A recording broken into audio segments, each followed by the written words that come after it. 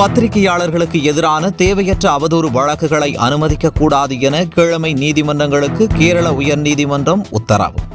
பிரபல நாளிதழுக்கு எதிராக கவுன்சிலர் ஒருவர் தொடர்ந்த வழக்கில் நீதிபதி பதருதீன் கருத்து.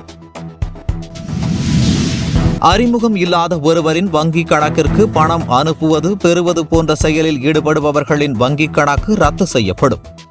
தண்டனைக்குரிய குற்றம் எனவும் ரிசர்வ் வங்கி எச்சரிக்கை.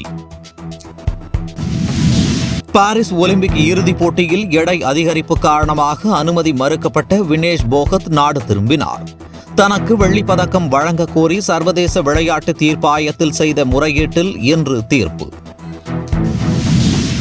கர்நாடகாவில் உலக பிரசித்தி பெற்ற தசரா விழா அக்டோபர் 3ஆம் தேதி தொடக்கம். 12ஆம் தேதி வரை நடைபெறும் என முதலமைச்சர் சித்தராமையா அறிவிப்பு. அதானி குழுமத்தின் மீதான ஹிண்டன்பர்க் நிறுவன குற்றச்சாட்டு குறித்து செபி விசாரித்தால் உண்மை வெளிவராது என காங்கிரஸ் பொதுச் செயலாளர் ஜெயராம் ரமேஷ் கருத்து. சிபிஐ விசாரணை நடத்தவும் வலியுறுத்தல். வங்கதேச கலவரத்துக்கும் எங்களுக்கும் எந்தவித தொடர்பும் இல்லை. ஷேக் ஹசீனா குற்றச்சாட்டுக்கு அமெரிக்கா மறுப்பு.